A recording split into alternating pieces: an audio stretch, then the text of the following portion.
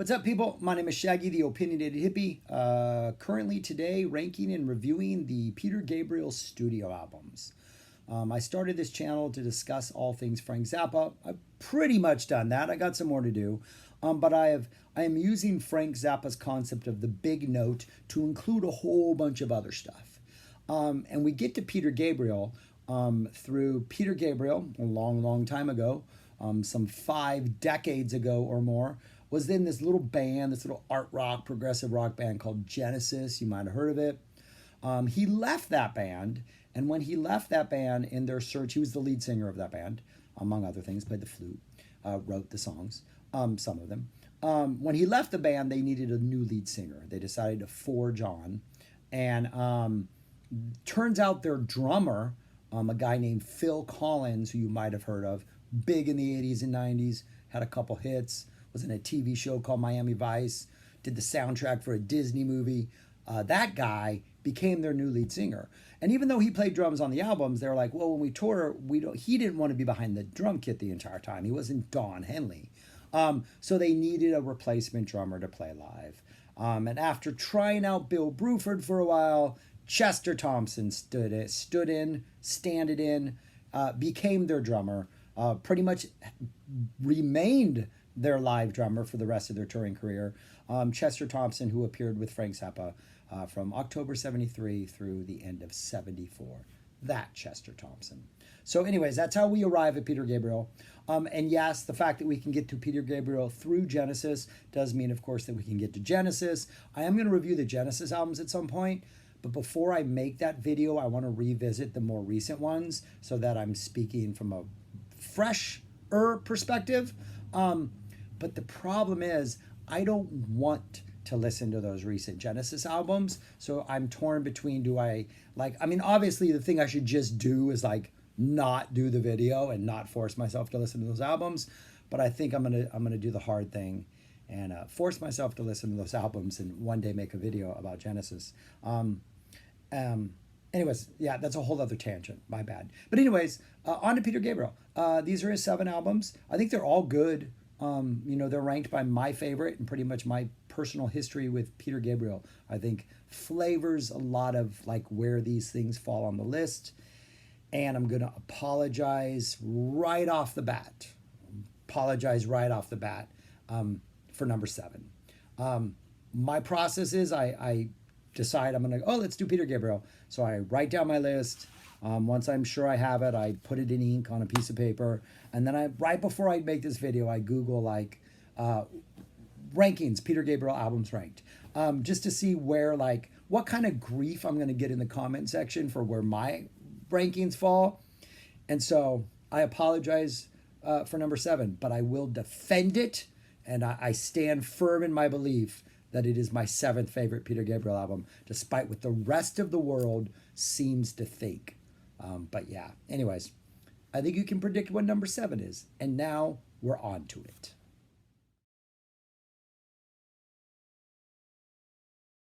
Number 7, So. His by far biggest release ever. When did this come out? 1986, May 1986. His 5th album. This is the one that made him a massive worldwide star. From sort of just a guy who had a video on MTV that was kind of a hit, kind of a popular video, and was from an art rock band that was now making it big without him. All of a sudden, he was like the biggest thing in the world. I understand why people love this album. I respect this album. But this is Peter Gabriel's pop album. And I'm not as interested in Peter Gabriel as a pop artist as I am as Peter Gabriel as whatever else it is he does. That weird prog art kind of rock that I think the rest of his career is. Even if it's eclectic all over the place, it's eclectic all over the place in a very exploratory prog art rock fashion. This is the one where he still has his tendencies. He's still a phenomenal songwriter, but I think he's definitely going in a more pop direction. And these are great pop songs. He's a great songwriter, but it's not what I want. And this came out when I was 15, just about to turn 16, and it was all over the place. This falls victim to the synchronicity disease, to the born in the USA disease. I grew up wanting to hear every song on the radio in a time where every single radio station was playing tracks from this album. MTV was playing videos from this album all the time. Like, it's saturated anywhere music existed. It went into the movies, man. Say anything. It took over what's his name's Cusac's movie career. So it became a meme essentially. But anyways, that's what this album gave us. And this is why it's my seventh. Track by track. Red Rain, great opener, great song. Percussion is phenomenal. Bass line is ridiculous. I mean, just the bass is, I'm sure it's not a standard bass. I'm sure Levin is playing some crazy drums. Nope, it just says bass guitar. I don't get a weird name. But the bass is phenomenal. But there's a moment in this song when he, like, the music kind of, like, all kind of fades away and it's almost just Peter's voice. And he's like, and I come to you with the trust of a child.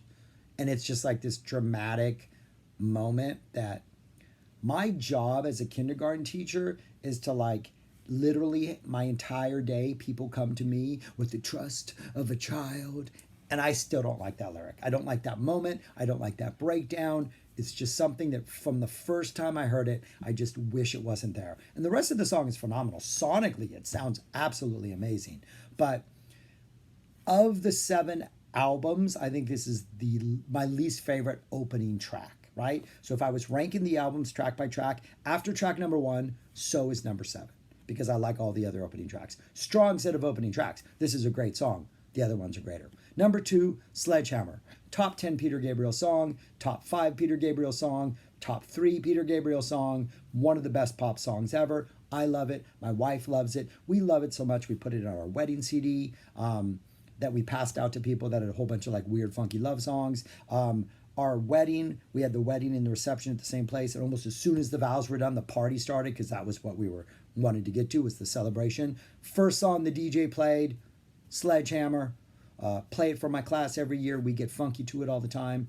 A near perfect song. Builds to an almost perfect, that call and response at the end. Just like all of a sudden the song gets funkier. Oh, it's good. And it's, I always like to think of Peter Gabriel's sort of funk that he has been, like, especially on these last 3 albums. He has this very clunky type of funk that he does, a clunky funk. And this is the most, like, he takes that clunk and works it to his advantage the best. I think it's just such a perfect song. Don't Give Up. Love Kate Bush. I'm glad that I now know I can rank and review Kate Bush albums. But I was 15 when I first heard this song. I didn't have a job. I didn't have a family to support. I understood these lyrics were cool and important, but they didn't resonate with me. And just the energy of the song is something that it's not the energy I'm looking for in a song. That voice again, closing out side A. I think it's a good Peter Gabriel song, but nothing more than that. I'm going to talk about the album version, literally the vinyl version, because that's the only one I knew for quite a while. They have since switched the order. In Your Eyes was the lead track on side B. When I had it, it is now, I think, the closing track on the album. But In Your Eyes opened side B. Again, didn't like that song. I liked it. I recognized it was a great pop song, but it wasn't what I was looking for in my music. And even at that time, the only other Peter Gabriel album I had was Security. So this was just like, this is not Security. Mercy Street, another top 5, maybe top 10 Peter Gabriel song. Utter classic. Utter just, 4.5 minutes? No, 6.5 minutes. Wow, this is better than I thought it was. Of just perfect song craftsmanship. I just did a police video. It reminds me of Tea in the Sahara. Just like so many fine details that are perfect, just like little percussion sounds or keyboard sounds, and the vocal delivery just has the absolute right just tone for these lyrics, and it's like a near perfect song. I mean, it is to side B what Sledgehammer is to side A. Big Time, very clunky funk. I don't think this clunky funk works. And then We Do What We're Told. This could have been on 2, 3, 4. Great song, great groove, great atmosphere. Just this slow bass driven kind of slinky little number. Phenomenal. I didn't hear This Is the Picture, Excellent Birds, the bonus track that is on here. It's a Laurie Anderson duet. Laurie Anderson was huge in the 80s for years, because I only had the vinyl. But when I finally did, I I've then always thought of it as part of this album, and I guess it's been on every other release. But it's a funky little kind of, not Games Without Frontiers, but Games Without Frontier-ish type fun little quirky number that features Laurie Anderson, a fun song. But really, other than Sledgehammer and Mercy Street, which are top 10 songs, the rest of this album, and We Do What We're Told, which is not a top 10, but it's a solid song. The rest of this album just kind of like, it's good Peter Gabriel. I don't think it's great. I understand why people do. I understand why people think this is the best thing he's ever done, but it is not what I'm looking for. And these other 6, there is a big gap between how often I listen to So and how often I listen to number 6. A huge gap, because I don't ever listen to So, to be honest. Mercy Street, I have it on like playlists.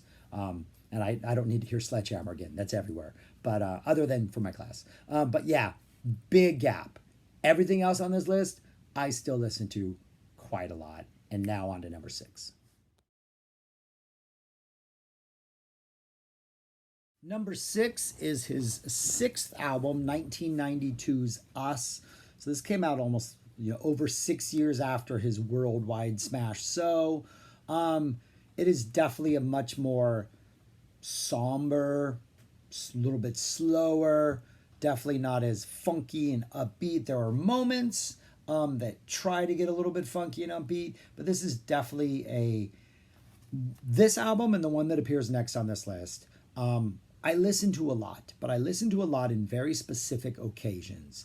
Is that these 2 albums are the perfect albums for me if I'm driving home from like a concert up in Austin and we have like an hour and 30 minute drive. If we're coming back from a festival and we're driving late at night and I'm awake, I'm caffeinated, or I'm awake, and however I'm awake, I know I don't need music to keep me awake. This and the next one are the perfect albums to listen to. They're albums that have just a lot of like atmosphere. The songs have atmosphere. There's a lot of little things that are going on, just like keyboard washes and little bits of percussion, or there's just a mass of music that just has this like slowly building kind of pulse, but it's not like a throbbing build, but just a very gentle until we reach some sort of like climax. But I find that state when I'm alone in a car, everybody else is either asleep or interested in the music, and I can just focus on that. But I don't have to only focus on that, because there are times when it's like taken maybe a little too long to develop and my mind does wander, so it's good to have the road to focus on. But this is a perfect album for that. Come Talk to Me, a great opener, builds nice and slow to this like kind of very like, I think there are bagpipes on this if I'm not mistaken, but it has a very bagpipe driven sound that just kind of builds to this kind of like cathartic ending, but not like erupting like Rhythm of the Heat, but just more of a like just getting more and more intense. But then the problem with this album is the second song, Love to Be Loved, which is more of a straightforward ballad that builds up to this almost like cathartic ending, but not like Rhythm of the Heat, but just more of a just like things happen type ending, is very similar in structure to the first song. And I'm almost bored because it seems like there's this, it just is like, okay, you've done the same thing, but maybe not as well as the first song. Then you get to the third song and it feels like we're going to do the exact same thing. It's like somber and low key, and it's not a funk number. And you're like, okay, so maybe this entire album is like this. And then I'm like, okay, so now I'm just going to appreciate it for what it is. So Love to Be Loved, I have a hard time mentally with, because it just seems like it's a letdown after a song that's similar. But once you hit the third song, I'm like, okay, I'm going to enjoy this. So on my, this is way too much information. So on my iPod, I resequenced this album and I put Love to Be Loved first and Come Talk With Me second. And I didn't change my opinion on those 2 songs. And I still like Come Talk to Me much more than I like Love to Be Loved. Steam should have been the second song on this album. I think if you had come Talk to Me and then come into Steam and then just maybe even left the album the rest the way it is, I think it's a better album. Steam is that clunky funk that Peter Gabriel does. The problem with it is it's an obvious like, oh, this reminds me of Sledgehammer. That kind of point of reference where it's like Peter knows people are going to think that. He knows they're going to make that connection. So you can't put it as the second song on the album because Sledgehammer was the second song on So. So the fact that Steam is even here is already like, okay, he's trying to repeat his success. You put it as the second song on the album, no. But I think the album works better if it's the second song on the album. It's a B rated version, a B ranked version of Sledgehammer. Only Us, another slow song, takes a while to slowly build and go somewhere. It's just one of those that I can get into at the moment, but it's kind of forgettable. Washing of the Water, I think the shortest song on this album at 3 minutes and 52 seconds, pretty much a straightforward ballad that doesn't go anywhere. It's just Peter, and it's a pretty simple arrangement. One of the highlights of the album. Digging in the Dirt, another clunky funk number that gets some kind of weird progressive funk or whatever it is Peter Gabriel does. Kind of a good song. 14 Black Paintings, Kiss That Frog, an Ode to Fellatio. If it was Kiss That Turtle, maybe it makes more sense. Just a weird song. Not sure why it's here. Musically, it's not that bad, but it's just kind of lowers the class element of the entire album. And then Secret World has its moments. It was pretty good live on that tour. Became the name of the tour.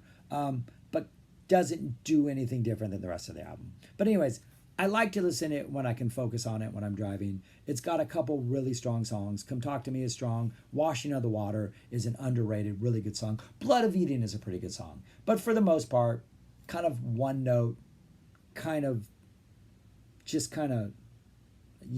one note maybe, with lots of little like fine tunings all over the place of that note. And then Kiss That Frog just should be forgotten. So anyways, yeah, number 6, Us.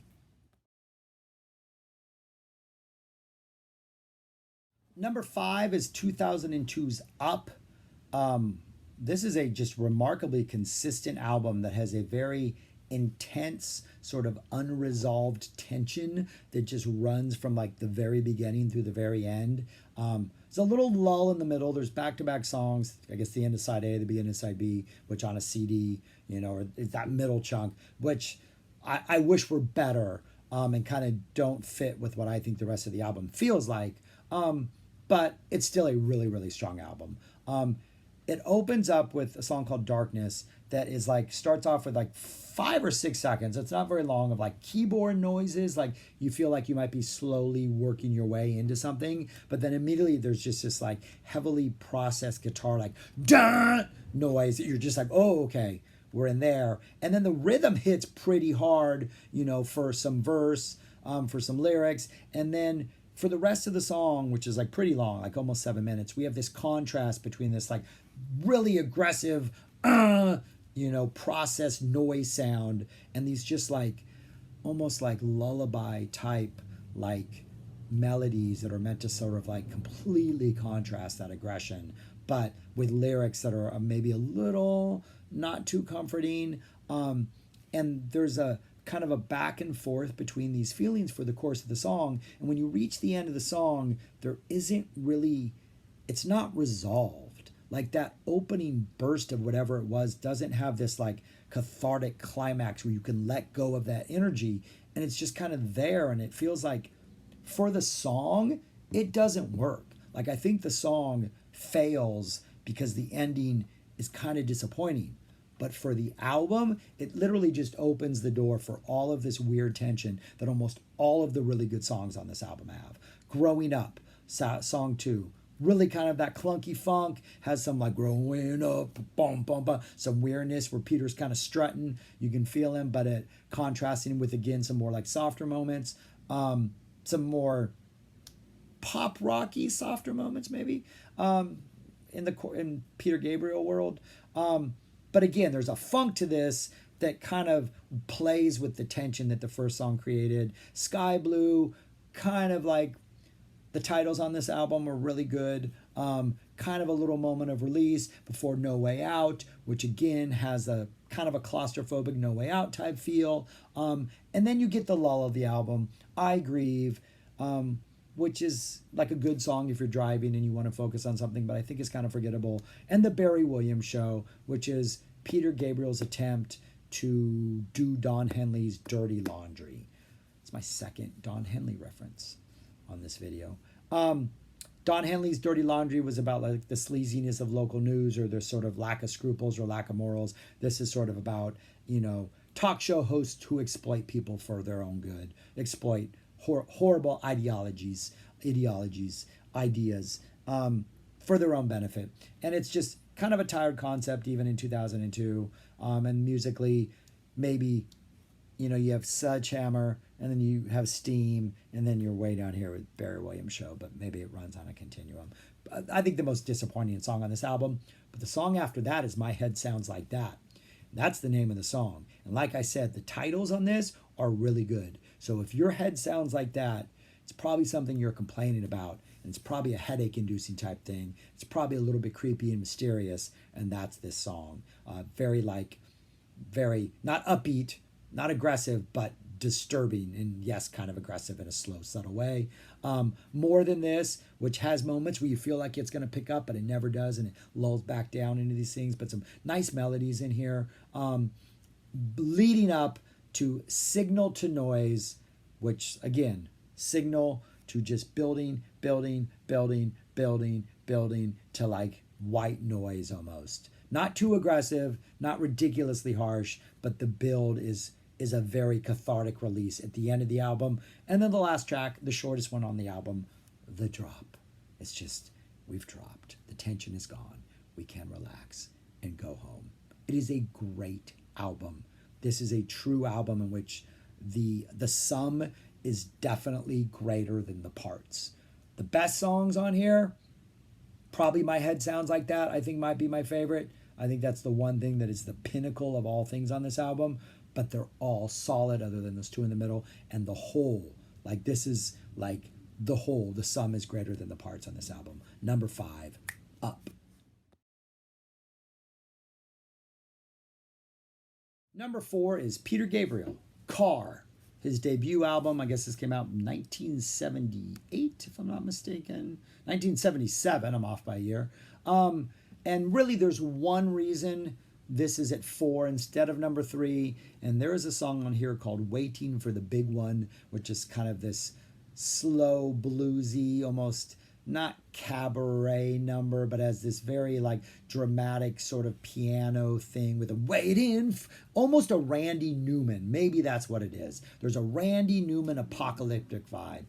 And I don't like it. I don't think it works. It's way too long on an album that is like full of all these different genre exercises essentially, and it's like you got like an a cappella number, and you got this excellent prog number, and then you got this crazy ballad that is just one of the best things he's ever done.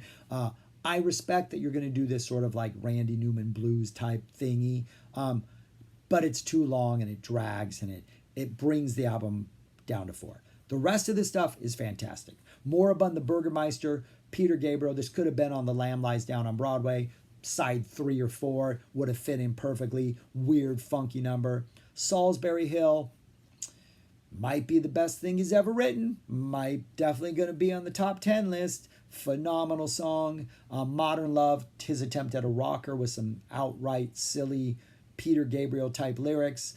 Excuse Me, a more silly, has a little excuse me, kind of a silly Tin Pan Alley type vibe. Sounds like there's funky percussion on there. Tin Pan Alley might completely be the wrong reference there, completely. But it has a jovial, fun, silly little vibe. Humdrum, beautiful, proggy type ballad with washes of keyboards. Ridiculously amazing. Slow Burn, another type of rocker type, more of a slow burner rocker. The disappointing Waiting for the Big One. The awesome, fun, prog heavy, where you even get some da-da-da type like bombastic classical theatrics in the middle down the Dolce Vita, which fades away with the sound of water into the absolutely beautiful, perfect, magnificent Here Comes the Flood. 2 of his best songs, Salisbury Hill, Here Comes the Flood, probably both top 5 material on this album. His slower stuff, his ballady stuff, he's doing a lot on this album production wise, and having a lot of fun in the studio, and the songs feel fun. but the two songs, which are just kind of the simplest, I think are the best. But that is number 4, his debut album, Car.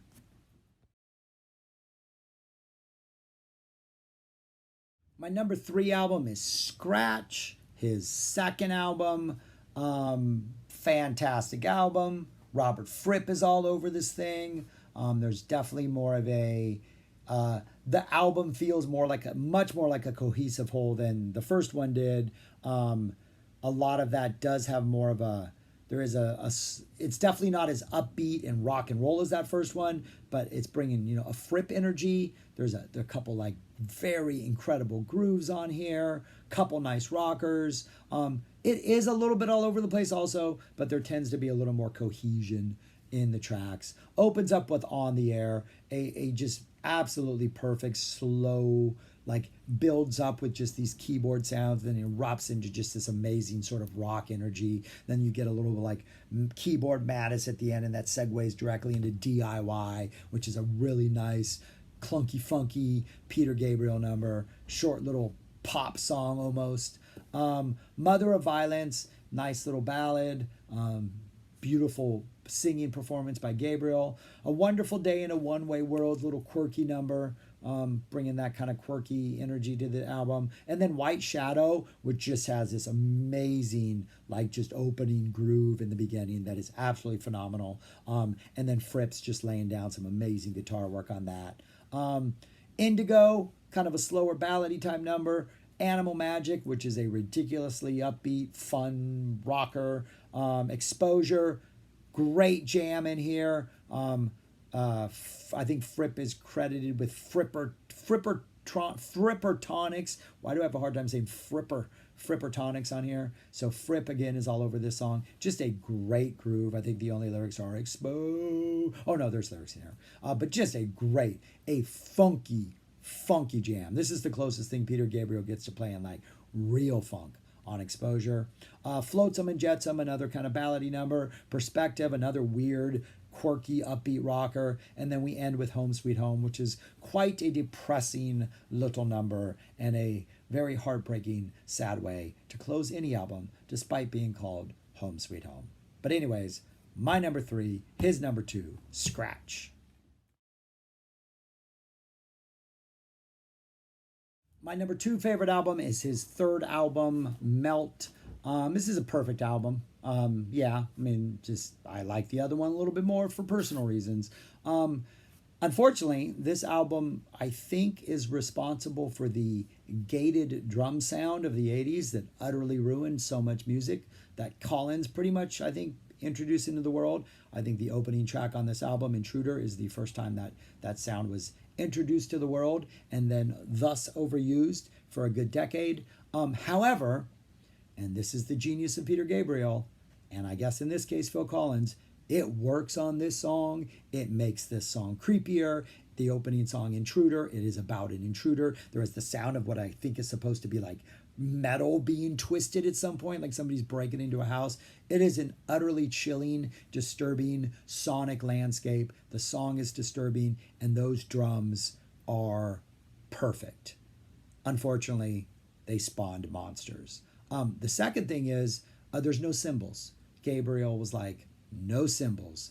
And that opens up so much space. Like the drums have to do either more or less, way more effectively. And depending on the song, they kind of do both. But literally, the just by removing that aspect of the sonic band, getting rid of cymbals, the landscape of these songs just seems so much wider and different and just, I don't know. It's a pretty amazing listen, and just sonically and the ideas that they were doing, thankfully the songs that we are given from Peter match and like take full advantage of all these just incredibly wonderful like production ideas. So you open up with Intruder, again a haunting song, no self-control, just a weird funky little proggy pop Peter Gabriel number. Start like a little saxophone solo, I Don't Remember, another real like prog funk, really. I mean, these are all like, I think some of his most direct songs, and that they're not really too crazy or out there, but just the way they're played, the sound of them, the bass lines, the drumming, just everything works so perfectly. It's like this weirdly cold funk prog album, but prog only that it's like Peter Gabriel's prog ideas. Like I think his ideas are all at their fundamental core have like prog leanings, and he just like gets rid of as much of the prog as possible and puts it into other things. Like in this case, this cold, sterile funk that is just like, so good. Then we get Family Snapshot, which is this amazing ballad that builds up to this climactic point and then kind of has this like really great resolve at the end. The lyrics are phenomenal. About sort of about essentially somebody who needs attention, so they decide to assassinate a famous person, and it kind of deals with it from both like that person's perspective and like sort of watching it on TV. So it's a pretty neat song. And Through the Wire, kind of another, just a more upbeat type pop song, rock song. Games Without Frontier, again, cold, isolated, weird funk. Like, I don't know what you would call this. This is just, nothing sounds like this. Not One of Us, another weird little number with some nice, like, I don't know if it's keyboards or processed guitars, but really interesting sounds in that. One of those about being sort of an outsider, about sort of xenophobia. You're not one of us. Really kind of an aggressive lyrics, but disguised in kind of a, not upbeat, but a really good song. Lead a Normal Life, which is this weird sort of like instrumental, like it almost seems like it's mocking the entire concept of what it means to lead a normal life, in its weird percussive simplicity. And then that goes into Biko, which is an anthem to end all anthems. To see an entire audience going Biko, Biko, but an anthem in tribute of a South African activist who was killed in jail. So yeah. So anyways, my number 2, a perfect album, Peter Gabriel's third one, Melt. And my number 1 is his 4th album, Security, came out in 1982. This was the first Peter Gabriel album I bought. I got it because of Shock the Monkey. I didn't hear anything else on the album that sounded remotely like Shock the Monkey, so it took me a long time as a preteen to get into this album. But I didn't give up on it. I listened to it a lot because even though I don't think I understood it or got it, I didn't not like it. Like the end of Rhythm of the Heat was phenomenal, but I needed to get to the Rhythm of the Heat. San Jacinto took me a little bit longer to get into. I Have the Touch. Again, this is an entire album in which the concept of the song and the music are perfect. Rhythm of the Heat feels hot, feels like it's like a peyote ritual around a fire in the summer. You feel that, like, and when that burst of drums at the end happens, you feel like the only way to beat the heat is to get up and dance, to actually join that heat and to sweat it out. Perfect. San Jacinto feels like also has a peyote ritual sense, but more of a, we're in the midst of the peyote and we're sitting around the campfire not doing anything but having like, lucid dreams and having these like experiences. And the music has that like pleasant, exploratory sort of seeing things that maybe you shouldn't be able to see, but you see them from a distance type vibe that's just perfect. I Have the Touch, this cold percussion, this like drum machine, about a song about needing human touch. Like possibly the most electronic song on this album is the one about the need for us not like to be touch to touch and not to like connect through electronics. And this was iPad and iPhones and all that stuff. So again, perfect music for the song. The Family and the Fishing Net, slow burner, about a wedding ceremony or about marriage, about rituals in general. The lyrics are phenomenal. The soundscape is phenomenal. The noises that are made during the course of this slowly building song, phenomenal. Shock the Monkey, then Open Side B. Just a great, again, funky little Peter Gabriel number. Lay Your Hands on Me. I don't know how long he did this, but when he would perform this song live, the end of it is this like kind of very rolling drum, chant where you say "Lay your hands on me" over and over and over again. After it kind of doesn't really slowly build to that part, but kind of gets to that part. Live in concert, when he got to that part, he would walk to the edge of the stage, he would turn around, and he would fall backwards into the audience, and he would just crowd surf, and the audience would pass him back while the band just played this "Lay Your Hands on Me" ending groove over and over and over until he finally made it back to the stage. It was one of the most coolest things I've ever seen live in a concert was that. And he did it on the 2 Amnesty shows that I saw. 2 of them, I don't think he did on the third one because the venue you couldn't. But of the 3 I saw, I think he did it at 2 of them. Then he did it on the So tour. I did on the So tour. I don't know if he did it on the Security tour. I did not see him on the Security tour, but he did do it on the So tour. And it was just a phenomenal, just an epic moment. But a really neat song. Wallflower, more of the straightforward ballady, probably the most straightforward thing on this album, about sort of a political prisoner and just like in a small jail cell and just that from that point of view and the suffering. Great song. And then The Kiss of Life, a really upbeat, heavy on the percussion, kind of dance, happy, celebratory number to end the album. But yeah, my first experience with Peter took me a while to get into it, but once I did, I know every single note and every little phrase so much. It brings me so much joy to listen to this album. And yeah, I absolutely love it. My number 1, Security. And that's it for Peter Gabriel's discography.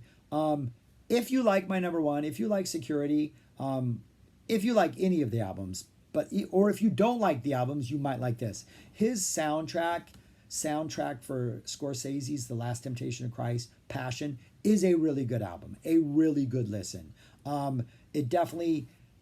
Its closest connection in his main catalog would be Rhythm of the Heat off Security. That sort of vibe, and even like Family and the Fishing Net and some of those like musical tones and themes that are on those 2 songs are the prevailing mood for a lot of this, but it's just a really good listen.